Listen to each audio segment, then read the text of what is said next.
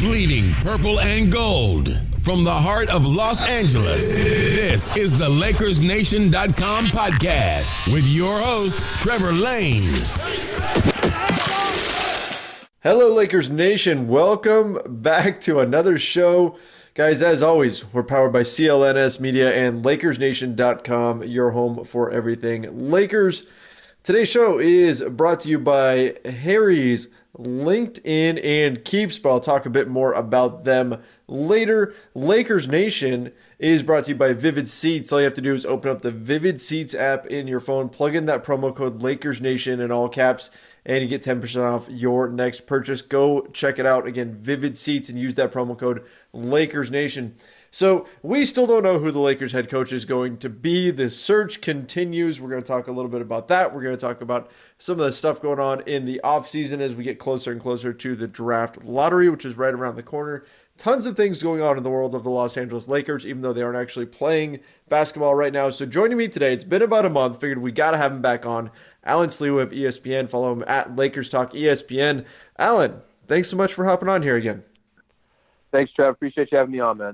Alan, I guess the big question that we really need to know before we dive into all this Lakers stuff, have you seen Endgame yet? I have not. I have not. It's all right. I'm there with you. I've been holding off to this week. Are you a fan of those movies?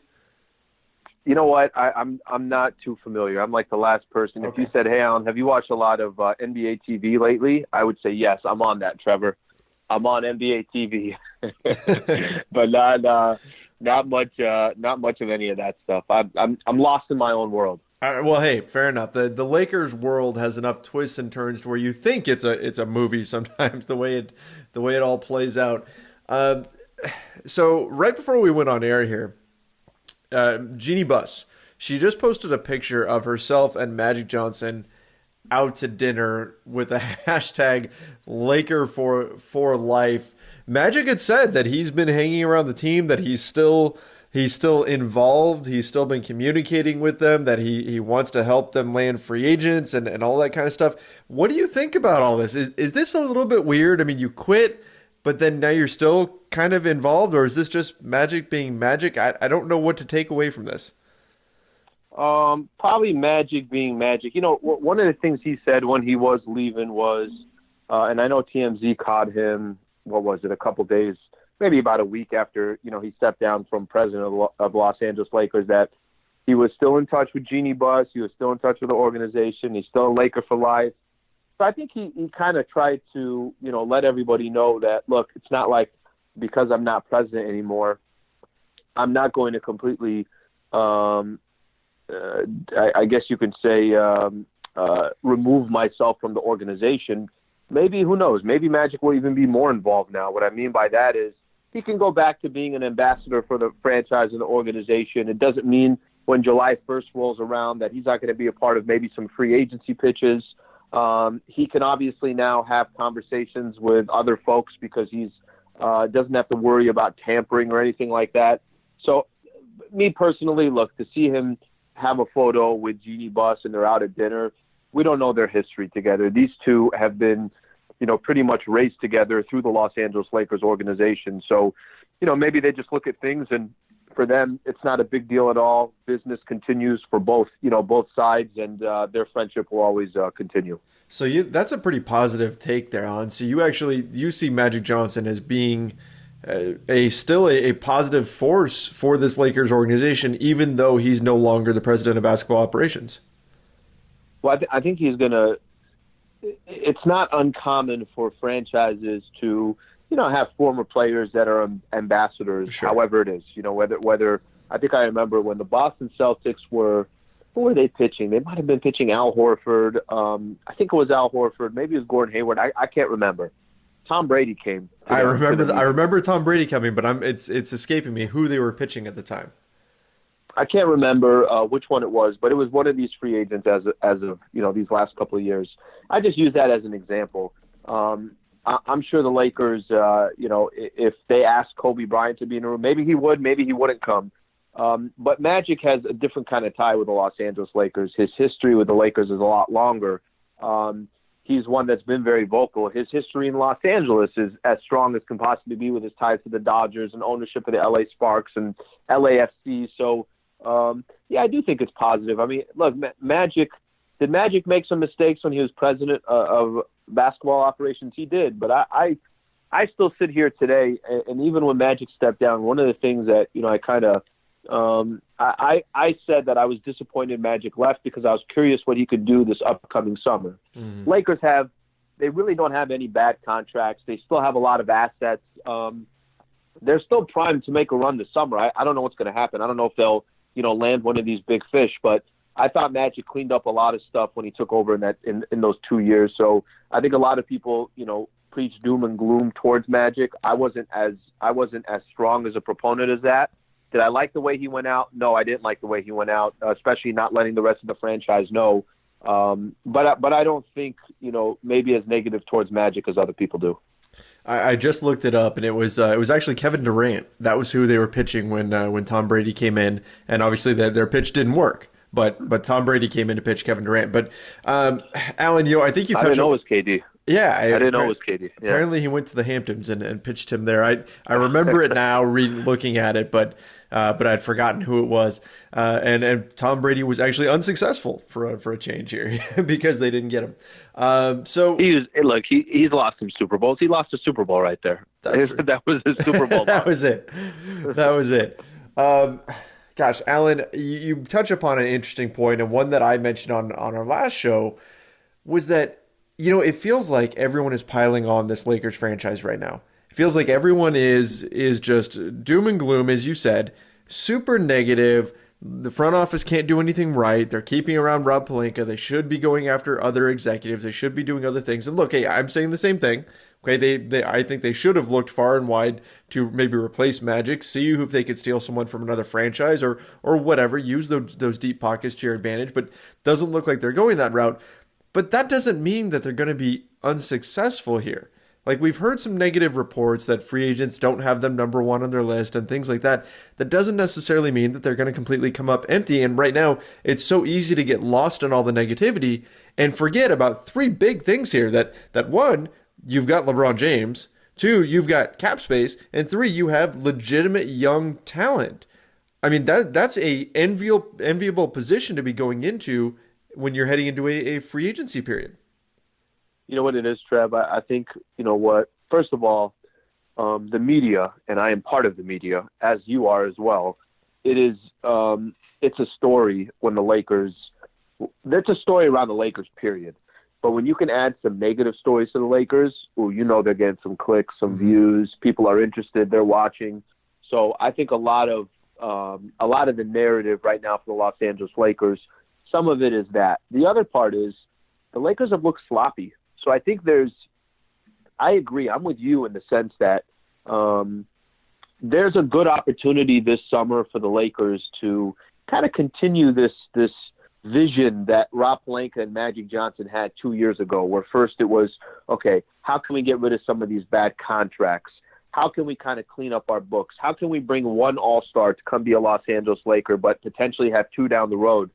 But I think where the Lakers sit today, they have looked sloppy. This past season, a lot went wrong for the Los Angeles Lakers. Typically, if you have that many things go wrong, I will tell you, whether in life or a job or whatever the case is, the other is going to happen as well, which means you're going to have some positive that goes your way. And I don't think anything went positive for the Lakers in 2018, 2019. But I think the way the season ended, Luke obviously no longer the coach of the Lakers. He goes up to Sacramento. Magic Johnson stepping down the way he stepped down.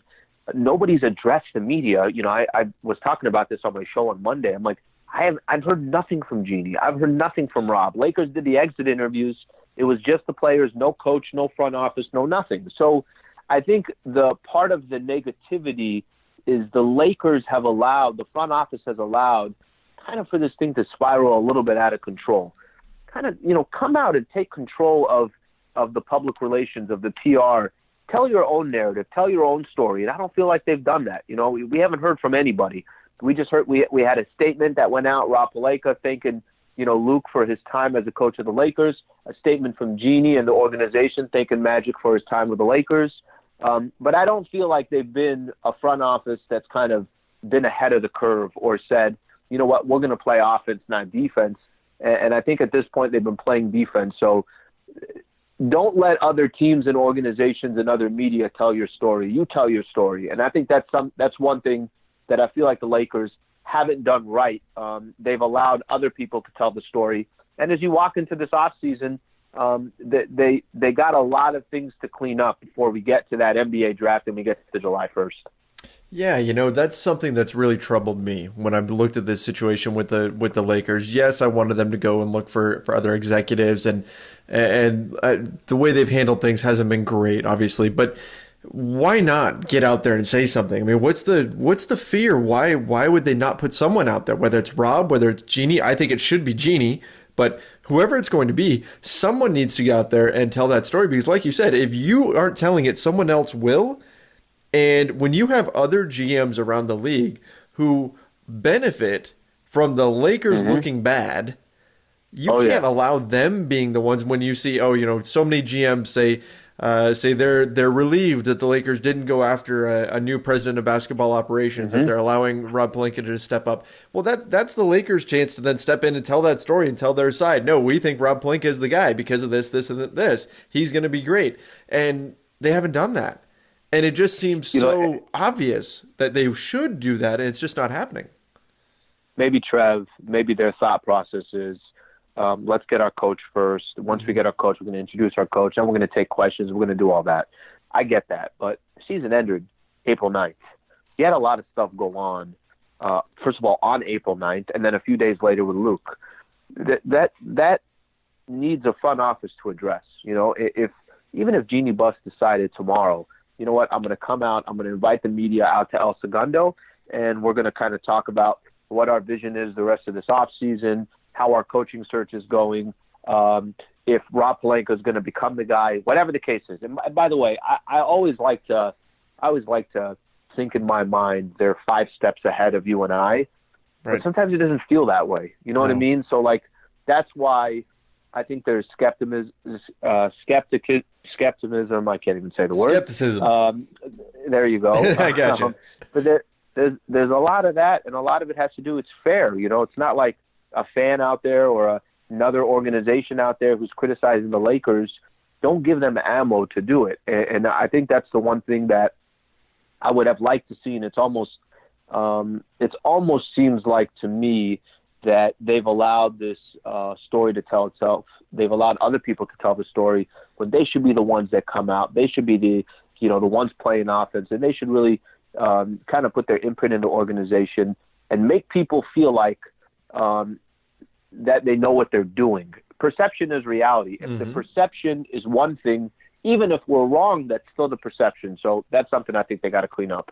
Alan, whenever I think about this, I always think, because I'm kind of a history guy, I think about Franklin Roosevelt. I think about the fireside chats and the Great Depression, a scary time. The country's going through all these difficulties and all these things. And he gets on the radio and talks directly to the American people. And he eases fears by telling them everything's going to be okay because I'm going to do this. And it's going to have this effect. You're going to notice these things happening when I implement this program, and et cetera, et cetera, et cetera.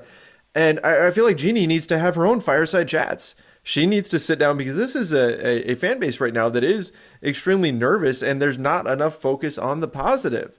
And it's up to, I think, the Lakers organization to go out there and switch this narrative around. Give people a chance to see the positives. Yeah, and I think, Trev, we're going to find out that they're not going to go too much longer before, we were joking around about it. How many times are you going to interview these guys for coach? But I think we're going to, we're going to start hearing from these guys or Jeannie Buss or Rob Pelinka very, very soon. It can only be I don't think you can go another 2 weeks without hearing from anybody, because I don't think they're going to go another 2 weeks without figuring out who their head coach is going to be. And then hopefully they offer some clarity.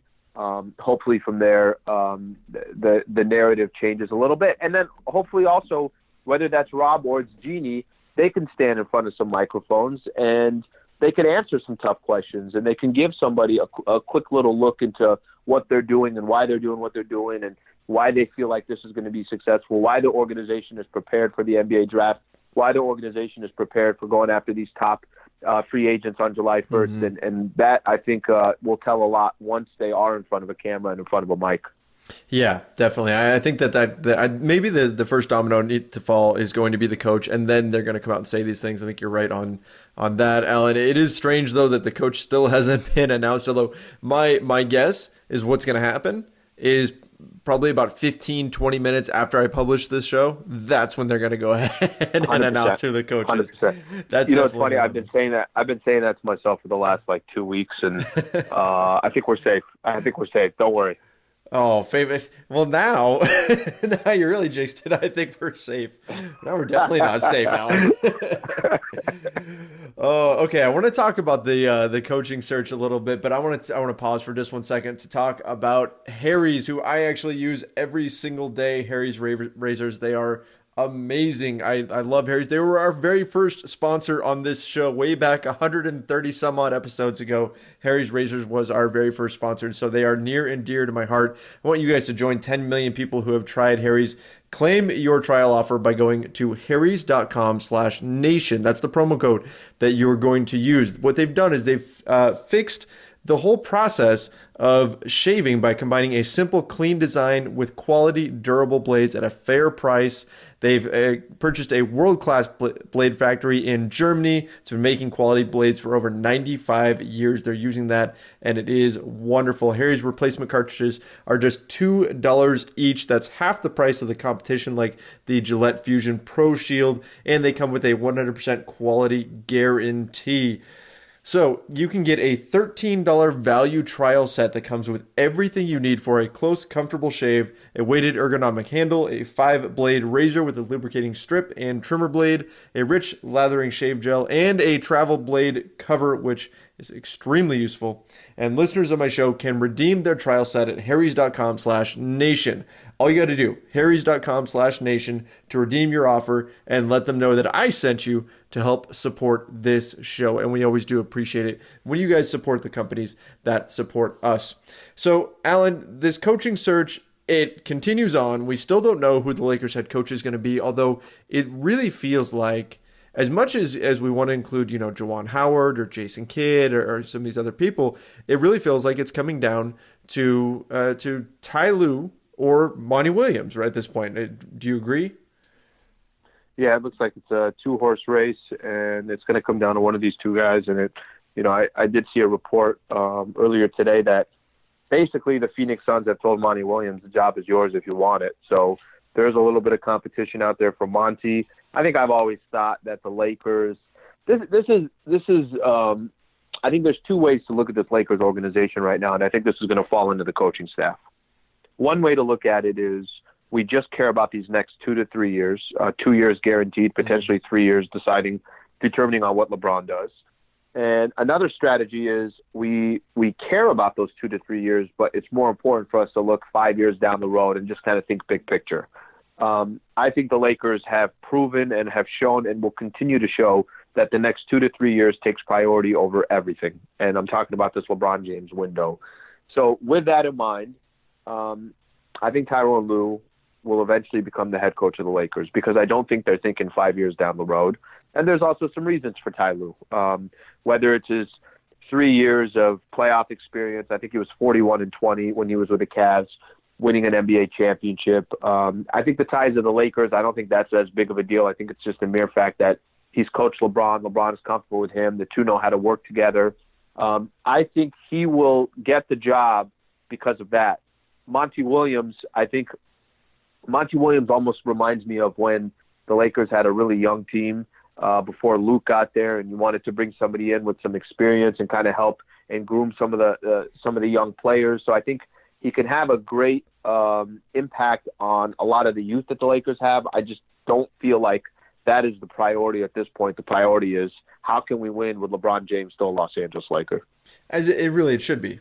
Right. I mean, they have to at this point. You've got LeBron James. You just wasted essentially 1 year of what's left of his playing career, and you can't really afford to waste any more of that. I agree with you. I think that Ty Lue probably should be the guy.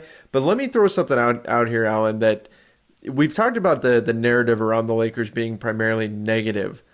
I feel like they need to get this decision out there before a Monty Williams decision. Like if the Lakers haven't picked a head coach and Monty Williams says, I'm going to go coach the Suns, and that gets out there, the perception is going to be that he preferred the Suns over the Lakers, and it's going to be another negative. Whether or not that's reality, it's going to be another negative story that's going to get spun against the Lakers.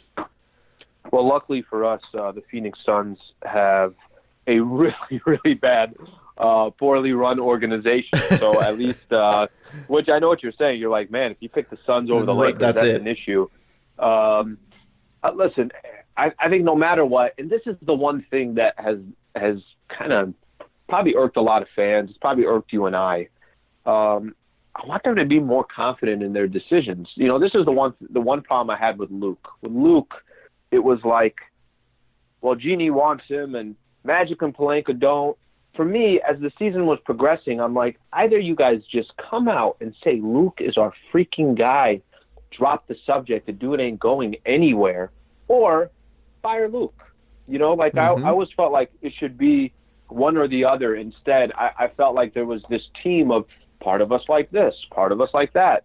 With Ty Lue and with Monty Williams, what I want to see from this decision is make a firm decision. Pick a guy that you think is going to be the right guy. This is the plan we're going with, and roll with it. The indecisiveness, I think, can also hurt them as well. Like you were just mentioning, what if Monty Williams sits back and says, well, I don't know how many meetings I'm going to have here. I got a job right now, the Phoenix Suns. I'm going to take it with this young team and see what I could do. Yeah, absolutely. And that very well could happen because NBA coaching jobs, there's only so many, right? I mean, there's 30 head coaching jobs in the NBA. They don't pop up all that often. You don't know how many opportunities you're going to get. And so you could see Monty Williams going over to the Suns in that type of scenario. I wonder what his preference is. I would assume that his preference would be the Lakers, but from what we're hearing, maybe that's assuming too much. I just wonder, are the Lakers just kind of dragging this out, or what's going on here that's holding this up? Because like you said, it does come across like there's a split in the front office. Like some people maybe like Ty Lue, and this is what we've heard from a few different people. Some people like Ty Lue, some like Monty Williams, and there's this divide. I'm fine with dissenting opinions within a front office when you have a lot of smart basketball people together, which you can argue whether or not the Lakers do. But if you have a lot of smart basketball people in the front office, yes, there's going to be disagreements and there's going to be times where they aren't all exactly on the same page. But ultimately, there needs to be a cohesive vision that's funneling all of that in one particular direction. And it just still feels very fractured right now. So I think that's something that they have to clean up within the front office. And that starts with this decision on who the head coach is going to be. Yeah, that's anybody, right? That's any business that you're running, and that's why you always had who's the. There's always somebody on the top, and the idea is that everybody comes in with their ideas, but then that one person will make a decision. Or if the Lakers feel no, that's not how we do it cohesively. Everybody, obviously gives their opinion, and then we decide collectively. Great, just take some action. And I'm not saying like it's different. It's different if I don't want the Lakers to just hire a head coach and do it fast. I want them to obviously pick whoever they want to pick. And if that takes them a month till after the season ends, then that's all good. But it's not like there's, 6, 7 different candidates out there. It seems like there's just 2. So I don't know, maybe what else there is to learn from both of these guys by, continuing to meet or kind of stall this thing. Or maybe who knows? Now that they're in the middle of the postseason, maybe there's some coaches that are coaching right now that they want to talk to. I really don't have an answer. So we'll have to just wait and see what happens. What do you think about the speculation that the Lakers see Ty Lue, a negative side of going with Ty Lue is that it'll look more like they are turning over the organization to LeBron, that they're making that pick to appease LeBron. And actually, we saw today, it was Adrian Wojnarowski who was mentioning that Ty Lue is the favorite of LeBron James, which, I mean, to be expected. He was his previous coach, and they won a championship together and all of those things. But what do you think about that dynamic? Should they even be concerned about that appearance at this point? It's the truth. The organization, we were just talking about it. It's not a perception, it's the reality. The Lakers, Julius Randle's not on this team because you're in a LeBron window, right? some of these other younger players that were a part of this team are not on this roster anymore is because you are freeing up cap space to see who you can put with LeBron. It's embrace it, because that's what you've done. You know, when you were by the trade deadline, you wanted to trade Kuzma and Ingram and Lonzo. You wouldn't have done any of that if LeBron James wasn't on your team, and if you didn't feel pressure that you have to win in this window right now, because at some point, you know, LeBron is going to decline, period. And they have to get talent around him, because that can kind of sustain him longer, number one. And number two, if you're going to win in the West or the East or anywhere, you have to have talent. The Lakers don't have enough talent, experienced talent. They have talent, but these are kids that have never done it before. So when I do see that report and they say, well, they don't want to make it look like LeBron's calling the shots, it's not about whether LeBron is calling the shots or not, which I feel like he's extremely, extremely powerful within the organization. But it's obvious that you're catering to LeBron because you have to, in a sense. And I think that's what they're doing. So they can pretend like, well, we don't want it to look that way. If it's reality, it's reality. All good. Like I said, like, be confident in your decisions and run with it. Right.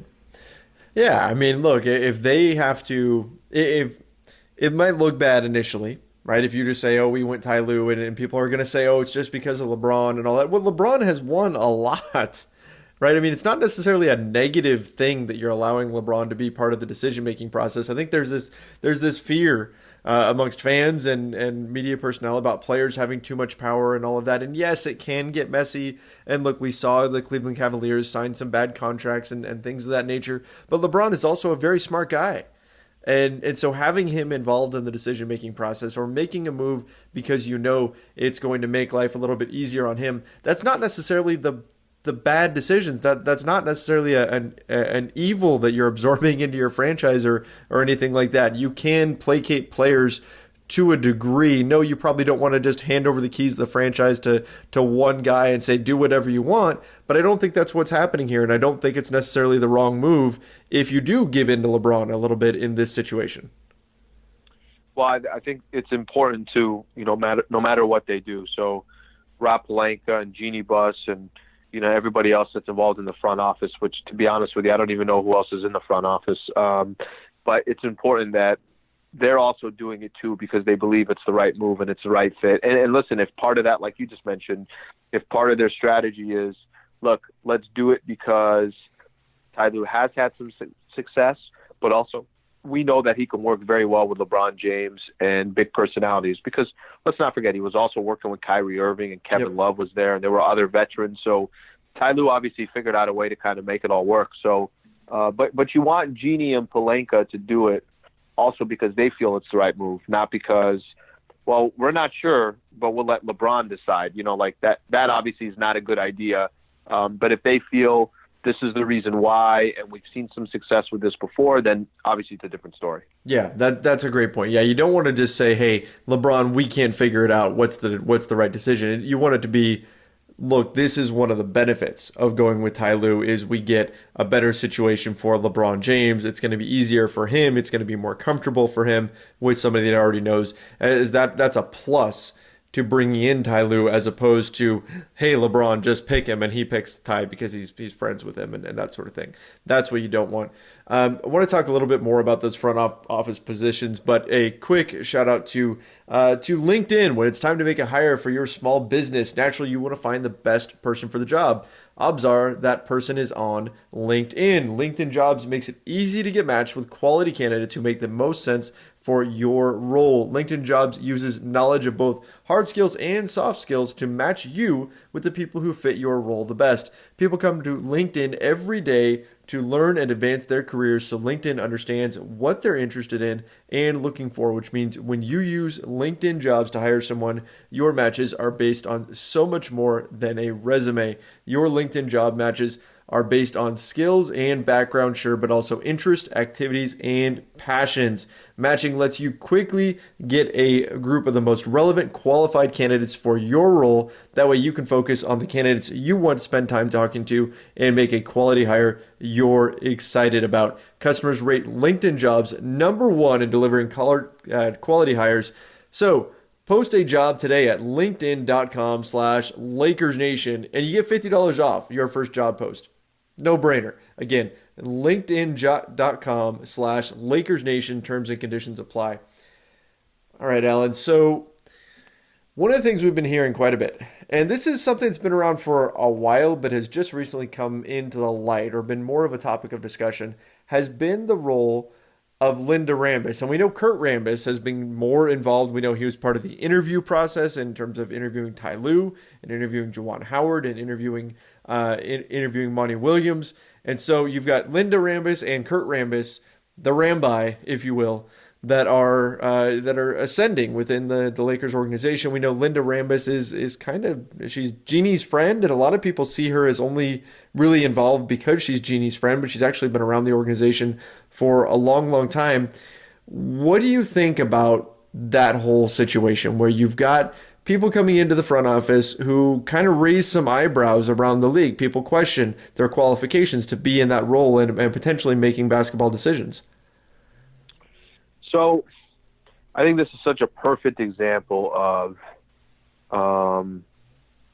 business and friendship and personal, and right.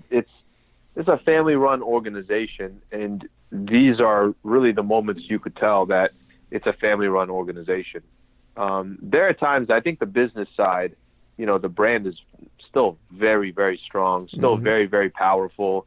And they've done a great job on the business side. The product on the basketball court, it's obviously no secret. Over the last 6 years, what's happened to the Los Angeles Lakers. I saw that same story that had come out, the contingency that went out to go see Monty Williams. I think it was Monty Williams, and mentioned the Rambises and everything else. I'm just looking at this list.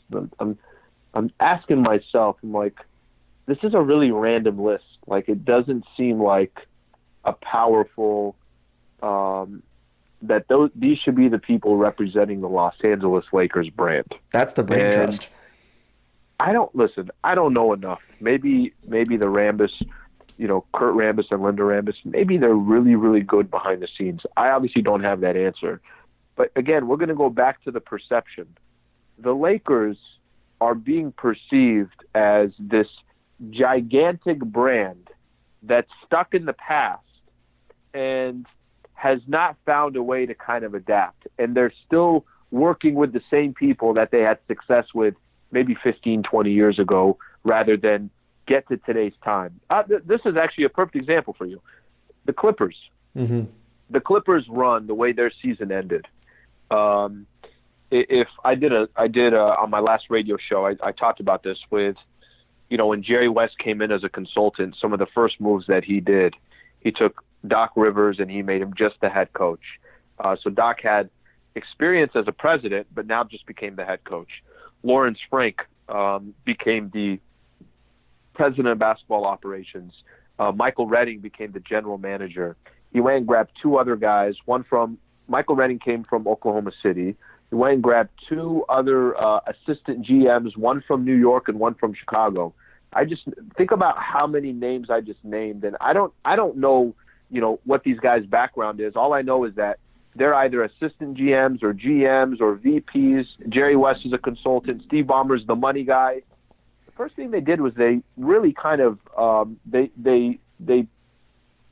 got powerful in the front office. Let's put it that way. And then everything just kind of went from there. I saw the names. I'm saying to myself, please tell me this is not the contingent that's going to go out on July 1st when they want to go have a conversation with Kawhi Leonard, or they want to go have a conversation with Jimmy Butler or Kemba Walker or Kyrie Irving or whoever it is.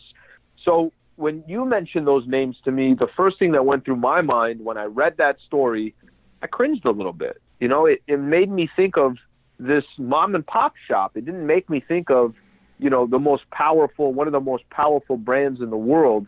And, I don't think that's helping the Los Angeles Lakers. I think the fact that these are all familiar names that have been around for years around the Lakers organization, that tells me that this is a franchise that's not it's not progressing. It's kind of stuck in the past. Well, it's doing the same things over and over again, right? It's circling the wagon and leaning on the family tree whenever things get tough. And at some point, you're going to start running out of family members to turn on, or to turn to, I should say.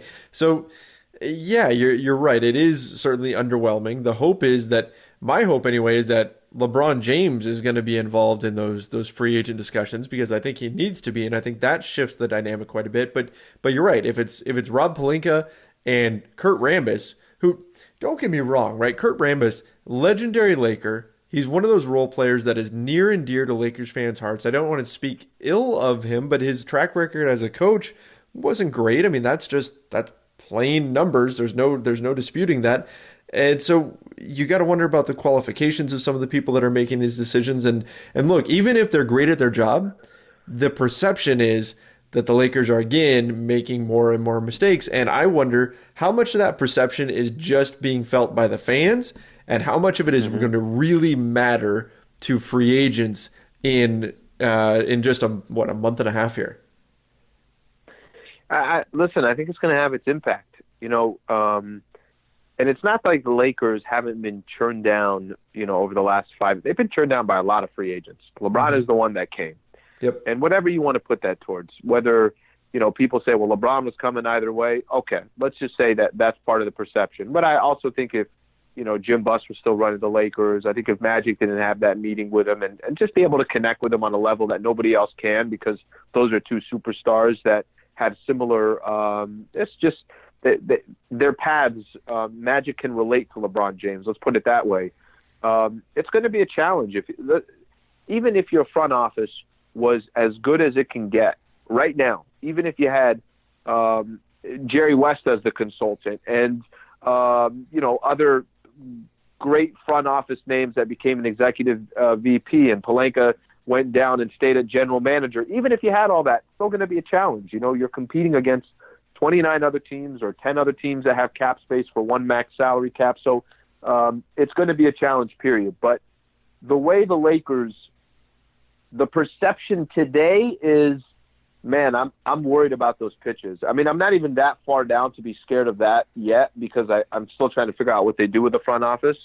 But just the way it looks today, it's going to be a challenge. It's definitely going to be a challenge. A lot of these players are also still in the postseason right now, so we don't know. Jimmy Butler and the Philadelphia 76ers are up 2-1 against Toronto. What if they make it to the finals this year? I don't know what's going to happen with some of these guys. So you can just hope that the Lakers get their ducks in a row before they get to July 1st.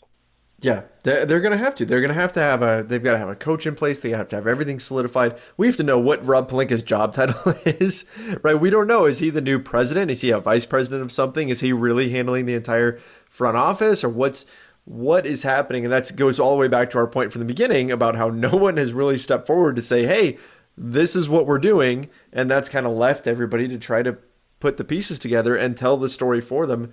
And that's not a positive thing. But as we said, even with all of that uncertainty, there's still some really positive things that the Lakers have to offer this summer.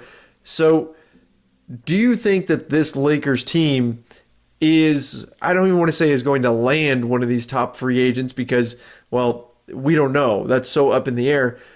Do you think there's anybody on the roster now that they're going to bring back if they can bring in a star level free agent? I think a JaVale McGee, probably a kind of an interesting player that had a good enough season before he went down with pneumonia, and then, towards the end of the season had some success as well. I wouldn't be surprised if maybe even like a Reggie Bullock, one of those guys that they felt like, man, if this guy can gain some continuity, still play solid defense, hit some jumpers. Rajon Rondo, maybe. I mean, I think the Rondo page will probably churn. I mean, I have no problem seeing Lonzo and Alex Caruso take, a lot of those minutes, especially because it's not like in today's NBA you got one guy just dribbling the ball. I mean, LeBron may do that, but you got some different weapons, obviously, on this Lakers team. But I could see a few of these players coming back, but there's a lot of work that needs to be done, and a lot of that trickle effect is going to depend on if they're able to lure an all-star to come play for the Lakers. Yeah, it's going to take a lot. It's going to take a good draft too, and I want to talk about that in just a moment. Let's get into the NBA draft, but first I got to talk real quick about Keeps. Losing hair sucks. You don't realize how much you care about your hair until you start losing it. Okay? Keeps has FDA approved products that used to cost so much, but now thanks to Keeps, they're finally inexpensive and easy to get. For just 5 minutes now at $1 a day, you'll never have to worry about hair loss again. Getting started with Keeps is so easy. Sign up takes less than 5 minutes. Just answer a few questions and snap some photos of your hair. A licensed physician will review your information online and recommend the right treatment for you. Then it's shipped right to your door every 3 months. Keeps offers generic versions of the only 2 FDA-approved hair loss products out there. Some of you have probably tried them before, but you've probably never gotten them for this price. Keeps is only $10 to $35 a month. Plus, now you get your first month for free. That's one hell of a deal for getting to keep your hair. To receive your first month of treatment for free, go to keeps.com/LakersNation. That's KEEPS.com/LakersNation. A free month of treatment at keeps.com/LakersNation. Keeps, hair today, hair tomorrow. So, Alan, we are a week and a half away from the NBA draft lottery. As of this moment, the Lakers would be selecting 11th, but you never know. They could move up in the draft. Right now, they have just a 9.4% chance of moving up to the top 4 and just a 2% chance at Zion Williamson, which means getting the number 1 overall pick. Alan, what do you see them doing with this pick? Because regardless of what happens, regardless of whether it stays 11 or whether it stays or if it jumps into the top 4, it's not just a player potentially coming in, but this draft pick is an asset that they can use in a lot of ways.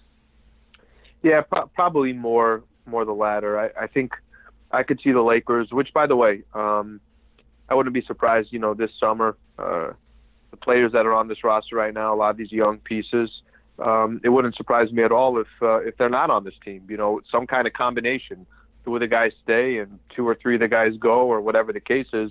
And I think that draft pick can very well be an asset for the Lakers and will probably be used that way. Why? Because, Trev, like we were talking about, everything is just so built around this window right now. It's a lot different than it was 2 years ago, when you were kind of just trying to organically build and stockpile as many assets as you can and try and develop young kids. The reality is it's not that sustainable if you're trying to win over these next 2-3 years. So it's great. I hope, and I know you hope, that we get, it'd be fantastic to get up to 6, 7 or top 5 pick or something along those lines. But even if it's 11 or 10 or whatever the case is, it's still an asset. I find it, I would be surprised if the Lakers actually draft with that pick. I could see them packaging it into some kind of deal to go get another all-star to come be a Laker. Well, let me ask you this. Let's dream for a moment. Let's pretend that 2% comes through. The Lakers jump up to number 1. What do you do? That's a good question, man. I think you definitely shop the pick and see what you can get for that pick. It obviously opens up your options like crazy. Right. That's the guy, right? We're talking Zion. That's the guy that everybody says is the best draft prospect since Anthony Davis. You get a shot at him. I can only imagine what teams would give up. The reason why I say you shop it is because that might be your ticket to get Anthony Davis. It could be literally that simple, where you can now get AD and some other pieces, pieces to try and make it all work. And now Anthony Davis is on your team for the next 5 years. That's not a bad consolation. And then you still have some of these other assets that you thought you were going to have to trade, and now you don't have to trade, or whatever the case is. So I still think that the Lakers would, go out there, and obviously they'd have a much, much more aggressive hand that they could play.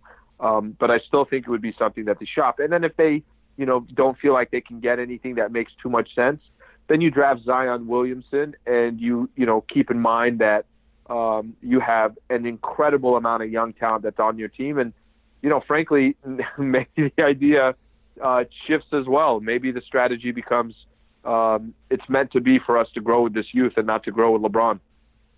So then, do you move LeBron in that scenario? I don't have an answer. That's a smart answer. I definitely haven't thought that far, but look, it's I think they're so all in on LeBron that I don't want to say it doesn't matter what the pick is. Mm-hmm. I mean, would LeBron be open to saying, you know what? Okay, then I'm going to play with all these young players. And, you know, the beautiful thing when you have a draft pick, the money is such a small percentage of your cap. You can still go out there and trade some of the other players that you have, or you can still go out there and obviously use that money to go sign another free agent. So they would have an amazing amount of options. I mean, hell, we could be, if the Lakers, you know, got that 2% chance, we could have a roster next year that included Zion and LeBron and another All-Star and still Brandon Ingram and, you know, other players. So, like, it obviously gives the Lakers, it would give them a ton of options. But I know their primary focus is how can we win right now. Right. And I'll tell you what, Alan, it's not going to happen, right? 2% chance, very, very unlikely to happen that they jump up to number one. Unlikely even just a 9.4% chance of them even jumping up into the top four. So most likely you're not going to get that. And then what we've heard from draft experts that I've heard from is that essentially once you get out of the top few picks, there's a lot of parity after that. There's a lot of guys that are, this isn't seen as a very deep draft. You've got Zion, and then you've kind of got a couple other guys, and that's about it.